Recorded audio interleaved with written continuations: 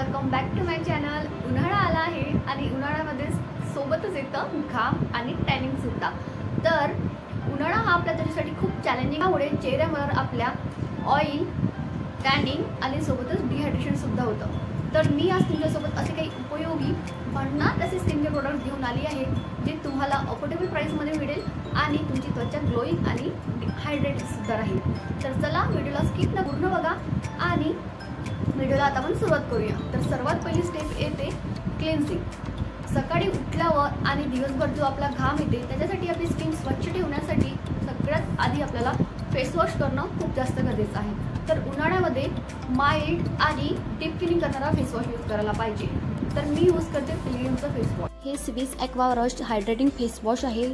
यामध्ये glycerine, aloe vera आणि क्युकुंबर आहे जे आपल्या फेसला हायड्रेटिंग ठेवण्यास मदत करते। तर तुम्ही याचं टेक्स्चर बघू शकता, एकदम छान वॉटर बेस्ड आहे आणि यूज करायला खूप इझी आणि खूप छान आहे। त्यानंतर तुम्ही जेव्हा हे अप्लाय करता थोडं फेसला आधीनं ओलं करून घ्यायचं आणि मग ते थोडं ब्लेंड करायचं। खूप छान व्यवस्थित असं क्लीन होऊन जाते आपला चेहरा आणि मग फेस वॉश करून घ्यायचं। चेहरा धुतल्यानंतर आपल्याला हलकं आणि सॉफ्ट असं रुमाली छान व्यवस्थित पुसून घ्यायचं आहे, घासून पुसायची गरज नाही आहे। त्यानंतर आहे टोनिंग। तर क्लिन्झिंग केल्यानंतर टोनर हे आपल्याला अप्लाय करणं खूप जास्त महत्त्वाचं असतं, कारण टोनर अप्लाय केल्यानंतर आपले जे पोर्स आहे ते क्लोज होतात आणि आपली जी त्वचा आहे ती ग्लोईंग सुद्धा करतं। आपल्या त्वचेचा पीएच लेवल सुद्धा बॅलन्स करतो। तर तुम्ही क्लिन्झिंग केल्यानंतर टोनर हे नक्की अप्लाय करायला हवं आणि टोनर जे आहे तुम्ही फेस वॉश केल्यानंतर अगदी 60 सेकंडच्या आतमध्ये जर यूज केलं तर त्याचे रिझल्ट सुद्धा छान असते।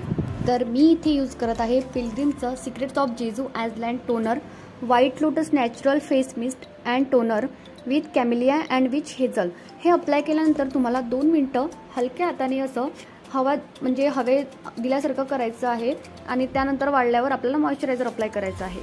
हे खूप छान टोनर आहे, तर तुम्ही नक्की यूज करायला हवं। मी हे प्रोडक्ट तुम्हाला टॅग करून देईल। तर थर्ड स्टेप क्लिन्झिंग, टोनिंग केल्यानंतर मॉइश्चरायझर लावणं सुद्धा तेवढंच इम्पॉर्टंट आहे। तर मी इथे यूज करते डॉट अँड कीचं मॉइश्चरायझर। हे याचं टेक्स्चर जे आहे ते लाईट वेट आहे आणि वॉटर बेस्ड आहे आणि त्यासोबतच हे तुम्हाला ॲक्ने प्रोन आणि सेन्सिटिव्ह स्किनसाठी आणि स्पेशली ऑइली स्किनसाठी तर खूप जास्त हेल्पफुल आहे। तर उन्हाळ्यामध्ये तुम्ही हे नक्की ट्राय करायला हवं। उन्हाळ्यामध्ये सुद्धा आपल्याला मॉइश्चरायझर अप्लाय करणं तेवढंच गरजेचं आहे, कारण ऑइल कंट्रोल करण्यासाठी आणि पिंपल्स, ॲक्ने न येण्यासाठी आपल्याला मॉइश्चरायझर अप्लाय करणं गरजेचं आहे। तर त्यासाठी तुम्ही बघू शकता, मी जेव्हा हे मॉइश्चरायझर अप्लाय केलं एकदम वॉटर बेस्ड आहे आणि नॉनस्टिकीसुद्धा आहे, त्यामुळे ही इझी टू अप्लाय आहे, खूप छान आहे। तुम्ही नक्की एकदा ट्राय करून बघा। हे मॉइश्चरायझर हायड्रेटिंग जेल आहे, त्यामुळे त्वचेमध्ये लवकर शोषला जातो आणि त्यासोबतच तेलकटपणा सुद्धा कमी होतो।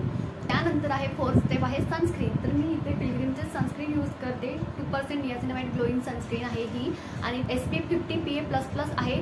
तुम्ही उन्हाळ्यामध्ये 30+ यूज करायला हवं, कारण उन्हाळ्यामध्ये सर्वात जास्त सनस्क्रीनचीच गरज असते आणि सनस्क्रीनशिवाय बाहेर निघायलाही नको हवं, कारण त्याचे जे अल्ट्रा व्हायोलेट रेज आहे ते आपल्या स्किनला हार्मफुल करतं।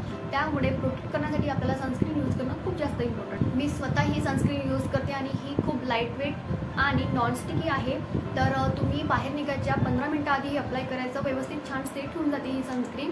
आणि असं नाही आहे की फक्त एकदा लावलं आणि मग विसरून जायचं, तर तुम्हाला हे 2 ते 3 तासानंतर पुन्हा यूज करायचं जर तुम्हाला दिवसभर बाहेर उन्हात राहायचं असेल तर, कारण त्याचं जे आहे ते फक्त 3 ते 4 तासच असते। कोणतीही सनस्क्रीन तुम्ही यूज करा, त्यामुळे तुम्हाला पुन्हा ती अप्लाय करायलाच हवी। तर फ्रेंड्स, हे होते काही समर स्किन केअर प्रोडक्ट्स। तर तुम्हाला यामधून कोणते प्रोडक्ट्स आवडले मला कमेंट करून नक्की सांगा आणि आवडलं असेल तर लाईक करा व्हिडिओला आणि चॅनलला सबस्क्राईब करायला विसरू नका। पुन्हा भेटूया अशाच इंटरेस्टिंग व्हिडिओससह। तोपर्यंत तुम्ही मस्त मजेत राहा आणि आपल्या त्वचेची काळजी घ्या।